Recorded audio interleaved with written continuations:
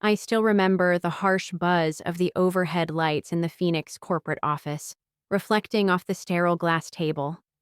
I'd been with Swift Haul Freight Technologies for 13 loyal years. I poured myself into that place.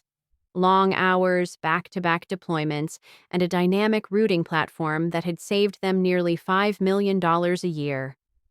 But everything changed that Tuesday morning. The new CEO, Darren Holbrook, sat confidently at the head of the table. To his right was his son, Kyle, early 30s, overconfident, and dressed like he was ready for a backyard BBQ, not a leadership meeting.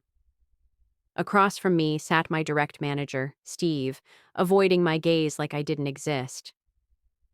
Finally, Darren cleared his throat. We're shifting our operational structure to reflect a more agile, forward-thinking model. My stomach dropped. My position was being repurposed, a term that meant exactly what it sounded like. They were firing me.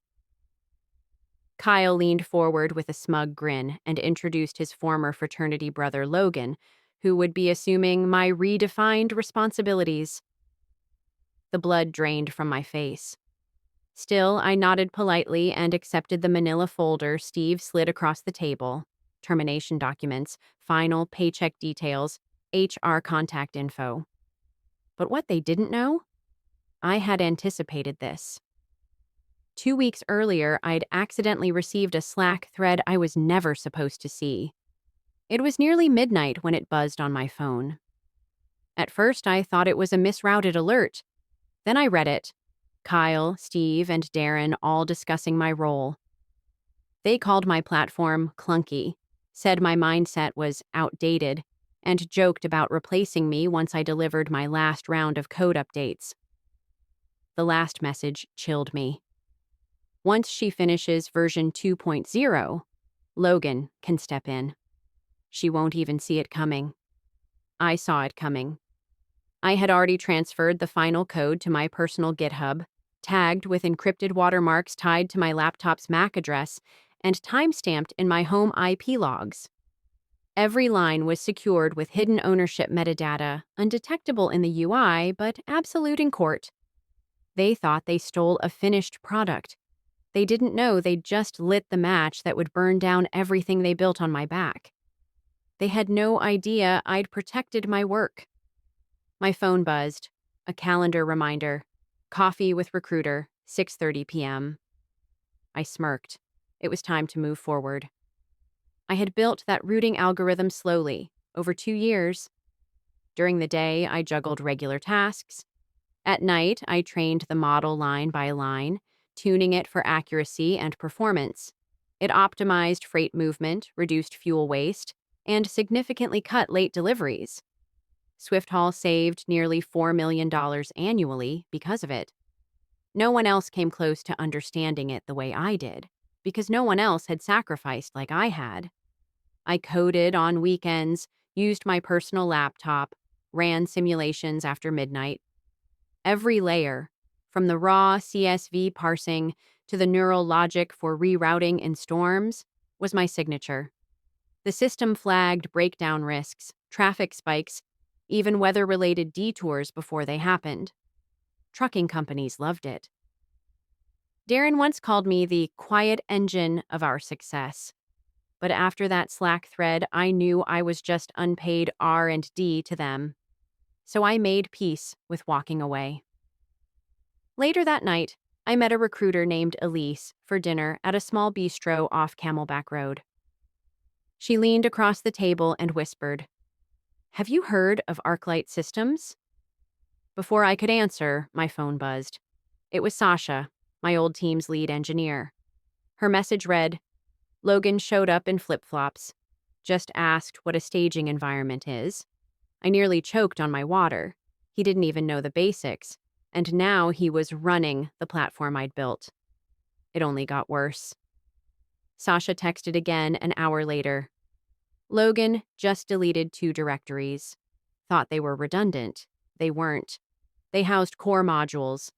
By lunch, freight tracking tools were throwing error messages across the board. Steve, my old manager, tried to spin it as minor outages. But panic had clearly set in. Their new golden boy had gutted the entire system. As I left the cafe, Sasha's final text flashed. He wiped the logistics file. It's chaos. Everyone's blaming him. I stopped in my tracks and just stared at the screen. Part of me wanted to feel bad. I didn't. I closed my eyes and asked myself, how far would this collapse go? Turns out it was just getting started. By Wednesday, Swift Hall's live dashboard was crashing every few hours. By Thursday morning, Swift Hall's freight dashboard was crashing several times a day. Then came the breaking point. The entire system went down in the middle of a live vendor presentation. One of their largest clients, Cross-State Freight Services out of New Jersey, watched in disbelief as shipping rates spiked erratically on screen, jumping from 0 to triple the normal cost in real time. Sasha texted me seconds after.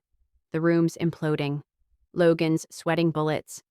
Kyle's pacing behind him whispering, "Fix this now." But there was no quick fix. The backup code Logan had erased during his cleanup was vital to the system's logic. Without it, nothing functioned properly. And it wasn't just a technical failure, it was a credibility catastrophe. Word quickly spread that Cross-State was pulling out of upcoming contract talks altogether. A loss like that? Millions in projected revenue gone. But what truly shocked me came later that evening. My phone rang. Unknown number. I let it go to voicemail, then played it back. If this story moved you, don't forget to subscribe, because the next chapter reveals how we took PulseFlow global, and trust me, you won't want to miss what happens when the world starts watching. Hi, Melissa Grant. This is Emily from the Cross-State Alliance. We'd love to speak with you about a potential consulting role. I froze, phone halfway to my ear. They weren't calling Swift Hall. They were calling me. I hit callback immediately. A day later, I met Devin Sharp, CTO of Arklight Systems, at a quiet noodle bar in Tempe. We tucked into a booth beneath a flickering neon sign, steam curling from our bowls as he got straight to the point. "We've been hearing stories about your algorithm," he said, "that you built the foundation of Swift Hall's real-time routing engine. That true?" I chose my words carefully. Mostly. "But the core code? That's mine, and I can prove it." Devin smiled. "We're expanding fast, Melissa. We need a tool that doesn't just compete, but leads. Show me what you've got." I reached into my bag and handed him a flash drive. "It's just a demo version, enough to show performance under pressure." He plugged it into his tablet and reviewed the contents. His eyebrows lifted. "This is exactly the direction we're aiming for. With a proper team, how fast could you scale?" My mind raced. "Give me 5 senior engineers, a QA pipeline, and clear objectives. I'll deliver within 6 weeks." Devin extended his hand. "Let's build something better." I shook his hand, my stomach fluttering with adrenaline and uncertainty. But one worry lingered. I'd need to revisit my old employment contract, very, very carefully. I remembered something buried in Swift Hall's onboarding binder, Clause 14B.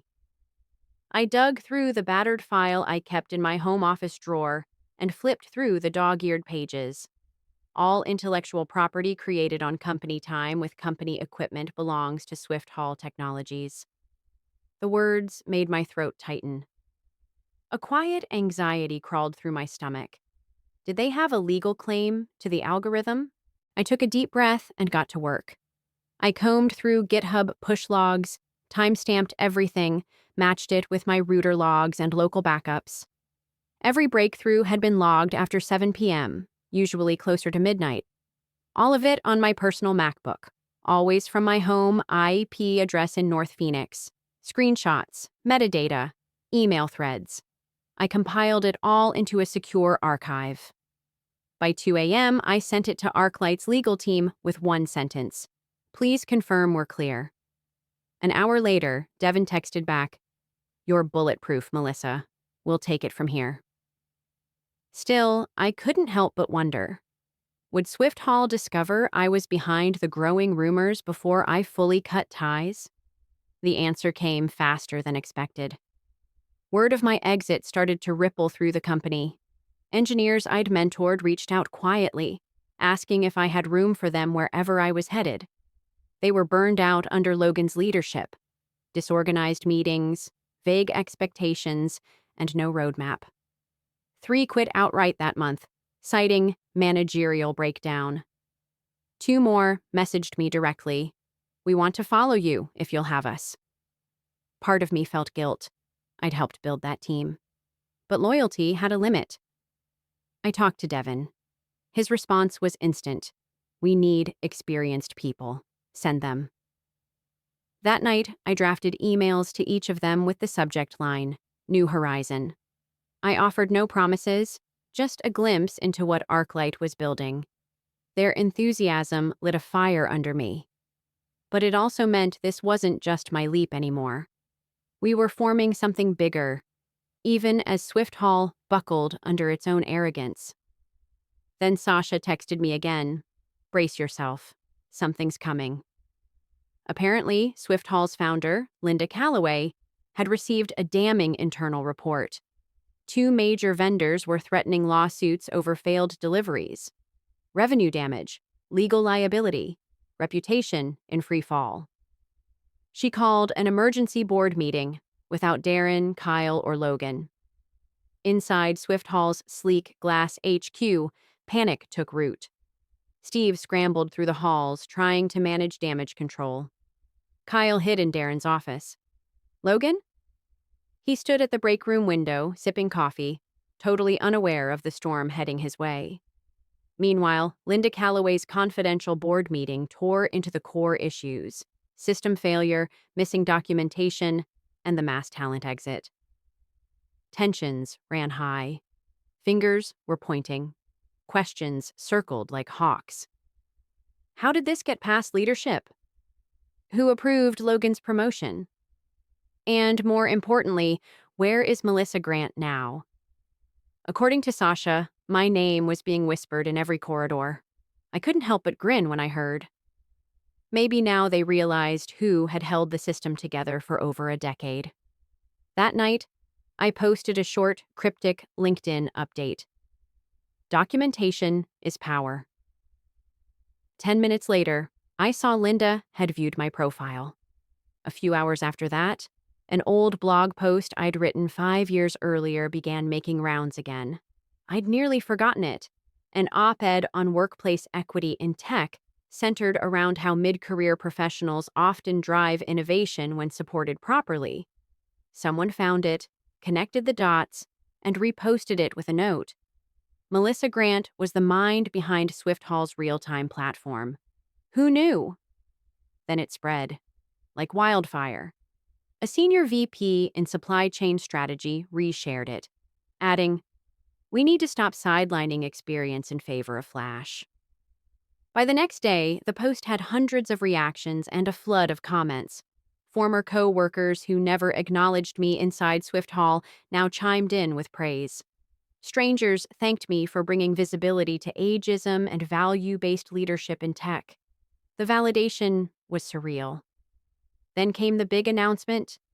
Arklight officially named me Director of Intelligent Systems, along with the team of brilliant engineers who'd joined me. The moment the press release dropped, my phone went wild. Dozens of texts, DMS, connection requests. Some were heartfelt congratulations. Others were, let's just say, curious. Unmarked numbers from the Phoenix area. Likely Swift Hall employees fishing for intel. One message, though, stood out. From my attorney. "We've got your back. Let's move forward." And we did. Arklight's name began echoing across the logistics tech world. Industry analysts took note of our machine learning-based routing system. Investors began grilling Swift Hall leadership. Why did you let her go? Kyle tried to brush it off in an internal memo, calling the press overblown. Sasha forwarded it to me. I laughed. A nothing burger, really, because we were already meeting with 3 of Swift Hall's top clients. and they were showing up with open checkbooks. They saw real-time analytics, intuitive dashboards, and seamless compliance integration. I watched the room shift. Their eyes lit up, and I knew it. The floodgates had just opened. Once Swift Hall's clients experienced what a real platform could do, there'd be no going back.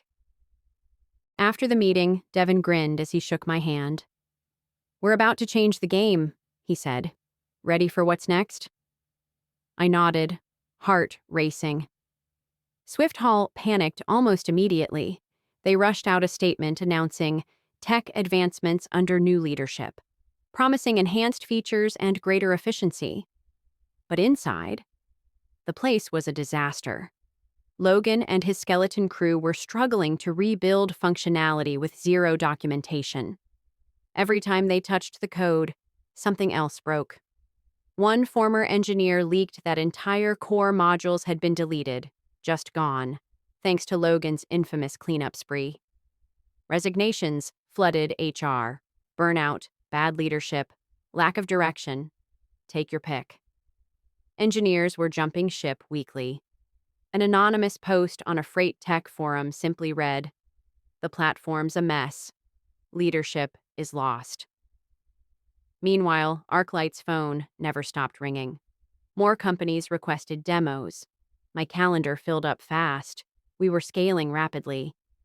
Now and then, I'd feel a slight twinge of guilt watching Swift Hall implode. But then I'd remember that late-night Slack thread, Kyle calling me stale, Logan's smirk during my firing, and the silence from the people who should have had my back.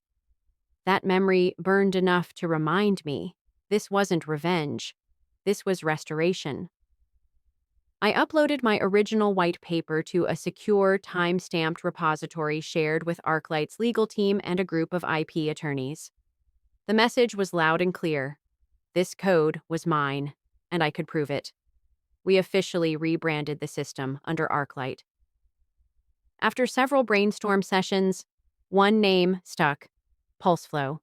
It was sharp, modern, and reflected exactly what our technology did: adapt routes in real time, keep logistics moving, and reduce waste. The launch teaser video hit like lightning. PulseFlow slashed idle time, boosted route efficiency by 32%, and displayed a sleek UI unlike anything Swift Hall ever deployed. Within hours, I had messages from college friends, former clients, even journalists. Everyone wanted to know, how did we build something so advanced so quickly? I just smiled. The secret?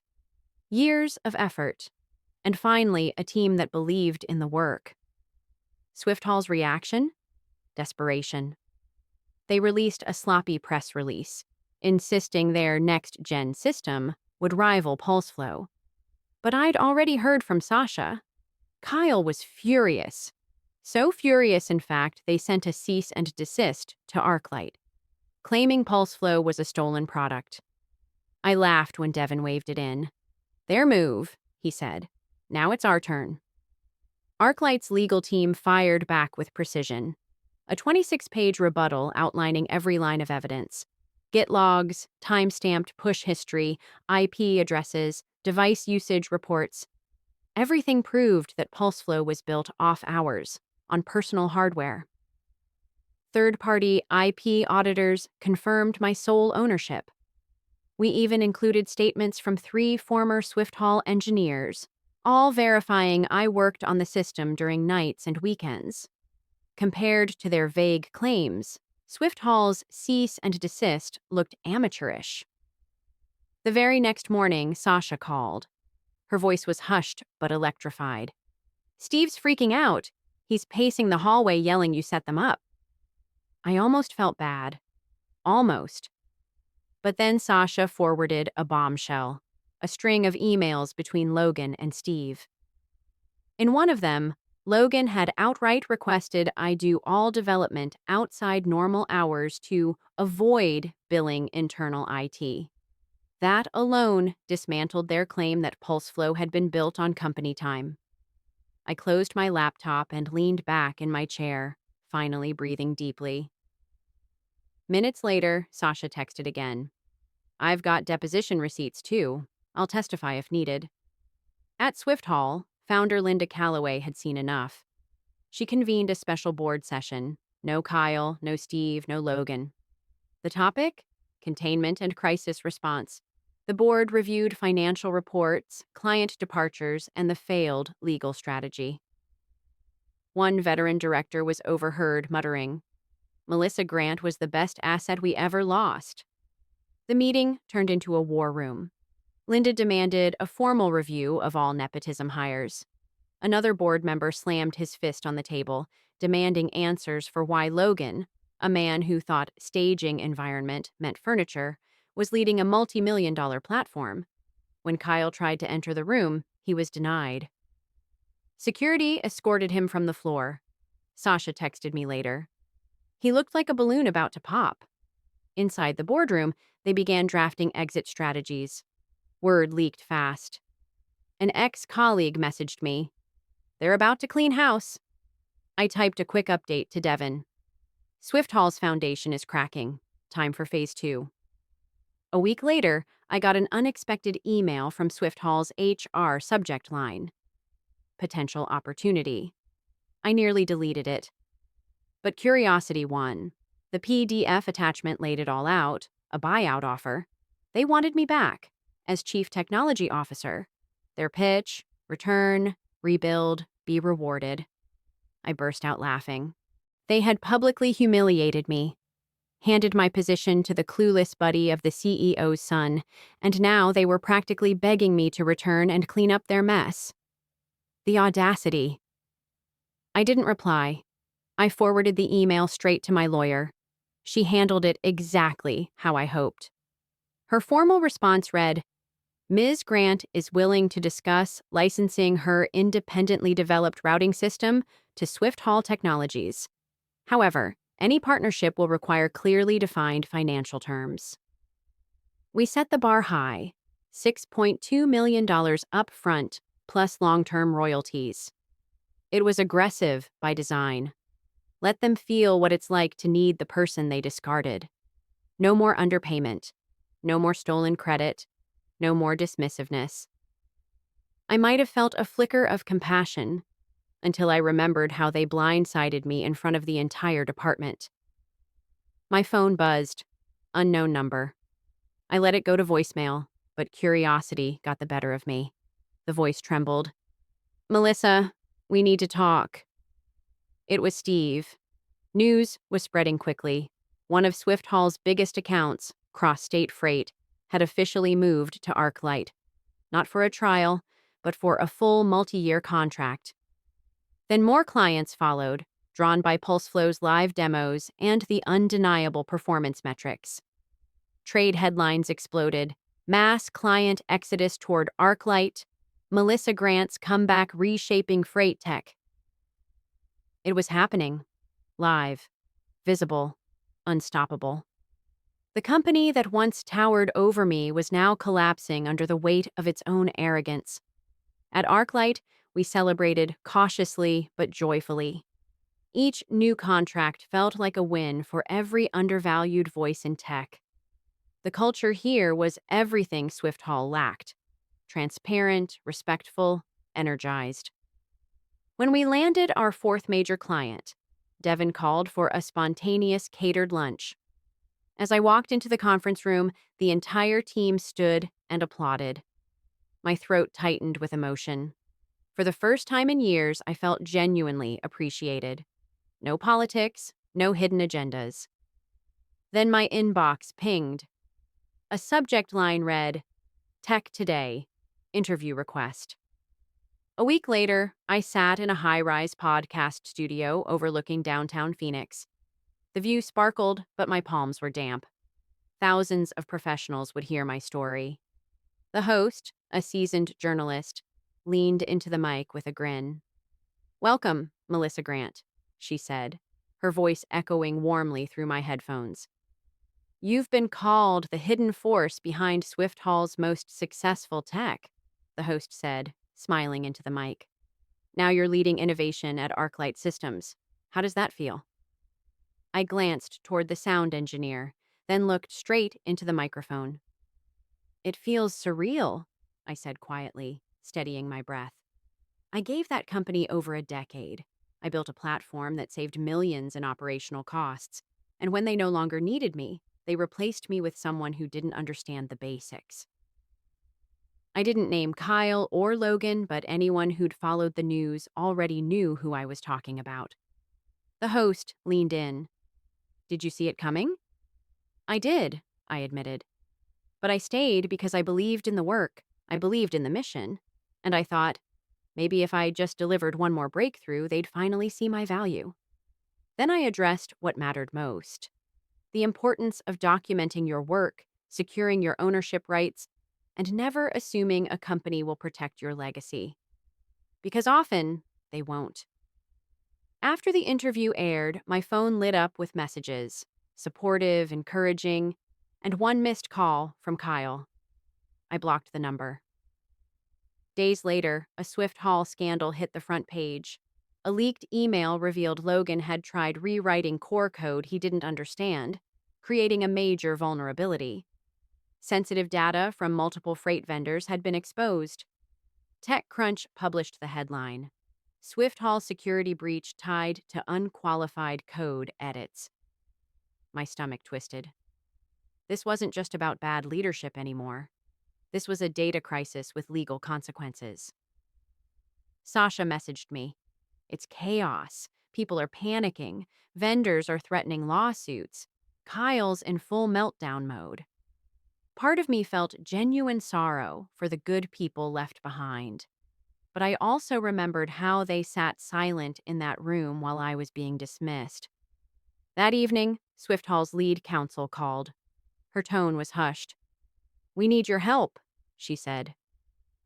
The next day, I sat across from their legal team in Arklight's sleek glass conference room. Devin and my attorney sat beside me. They didn't bluster or threaten this time. They agreed to the $6.2 million licensing fee, plus royalties. Then came the unexpected addition: a formal, public apology acknowledging me as the original architect of the routing system. Their attorney cleared her throat and slid the document forward. My eyes locked on the words: "Melissa Grant is the independent creator of the PulseFlow system." And for the first time, I felt truly seen. All those years of being told I was replaceable, outdated, too rigid to adapt. Yet here they were, finally validating everything I'd built. The contract was signed beneath the steady gaze of two notaries. The Swift Hall reps gathered their papers and left in silence, heads low, avoiding my eyes. I stayed in my chair a moment longer, letting it settle in. I'd stood my ground. I hadn't backed down, and I'd won. Later that night, I sat on my balcony, coffee in hand, reading Swift Hall's official press release. My name was there. My work was credited. The technology they once dismissed as irrelevant now bore my signature, publicly and permanently. Within a week, everything inside Swift Hall shifted. Kyle Calloway was quietly relieved of his duties. The press release called it a planned transition, but insiders knew better. Steve announced his retirement soon after, most likely under pressure from the board. Logan vanished from social media altogether, erasing his LinkedIn and Twitter like a man trying to disappear. Even Linda Calloway stepped down, citing ongoing health concerns. Some said the stress had worn her down. Others said she couldn't bear to face what her leadership failures had cost. Sasha sent me a grainy video of Steve's final exit. He dropped his key card in the security tray and walked out, shoulders slumped. I watched it twice. Relief washed over me. For so long, I believed I had to tolerate that kind of leadership to survive. But now it was clear I never did. Justice, long delayed, had finally caught up. Across the logistics industry, heads were spinning. No one expected Swift Hall's leadership to unravel so fast. But to me, the real victory wasn't watching them fall. It was building something better. Sasha texted me, "You ready for your next chapter?" I smiled. Absolutely. At Arklight, everything moved fast. My title was Director of Intelligent Systems, but Devin had also offered me significant equity, something Swifthall never even hinted at. More importantly, he approved my vision, a mentorship initiative called the Phoenix Program, aimed at helping mid-career professionals displaced by bias and politics. One of the first mentees was Marisol, a brilliant woman in her 50s who'd been quietly pushed aside for younger hires. With our support, she developed a shipping container analytics model that reduced overhead by 15%. She presented it to the team. The room was silent, then erupted in applause. This was the kind of space I'd always dreamed of. A place where experience was strength, not a weakness. Later that evening, Marisol pitched an enhancement to PulseFlow that gave me actual goosebumps. "This changes everything," I whispered, staring at the screen. 3 months later, I found myself standing on a TEDx stage, a bright red carpet beneath my heels and white block letters behind me. The title of my talk: They Called Me Redundant. I called it Chapter 1. My palms tingled with nerves, but the packed room gave me strength. I spoke about my time at Swifthall, about the dismissal, the smug grins, the slack thread that called me outdated. But I also spoke about something more important: what it means to rebuild from ashes. I wanted people to know that being shoved aside doesn't mean the end. It can be the beginning of something far greater. When the video of my talk went live, it exploded within 48 hours. Messages flooded in from across the country. People who'd felt invisible in their careers were finding strength in my story. One message came from Emma, a brilliant former colleague who had worked under Steve before transferring departments. We hadn't spoken in years. Her voicemail was tearful. "Your TEDx talk hit me hard. I'm applying to Arklight today." A week later, an email arrived. "Interview scheduled. See you soon." I smiled. Full circle. PulseFlow's adoption soared. We launched PulseFlow 2.0, this time with a powerful predictive engine capable of identifying root causes of delays, even adjusting routes in real time based on weather shifts. What most people didn't know? I'd saved that module during my Swifthall days, knowing it was too important to waste in the wrong hands. When we deployed it, clients reported a 35% efficiency increase within weeks. Social media lit up. Industry analysts were stunned. One article headline read, "Melissa Grant's unstoppable algorithm is redefining logistics." A journalist asked me if I felt vindicated by Swifthall's collapse. I answered honestly, "No, I feel free." Later that month, Arklight hosted a rooftop party to celebrate our record-breaking quarter. The Phoenix skyline shimmered as laughter filled the air. Sasha, Marisol, Emma, we were all there. This wasn't revenge. It was healing. I raised my glass and caught Sasha's eye across the rooftop. She lifted hers in return. They thought they'd buried me. They didn't realize I was planting something better. If my story resonated with you, even a little, I want to hear from you. Leave a comment below and tell me, have you ever been overlooked, dismissed, or made to feel like your experience didn't matter? Because I've been there. I know how hard it is to stay professional when your value is questioned, to walk out of a room with dignity when you've been blindsided. But I also know the power of starting again, with your name, your talent, and your proof intact. This journey wasn't about revenge. It was about reclaiming what was mine and building a space where others like me could thrive. So if you're watching this and you're in a season of doubt, let me remind you, you are not done. Your experience is not outdated, and you do not have to settle for being silenced. Speak up. Write things down. Save everything. Build your next chapter quietly, and when the time is right, step into it boldly. If you found inspiration in this story, hit that like button, share it with someone who needs it, and subscribe for more stories like this. We're just getting started, and I'd love for you to walk this road with me.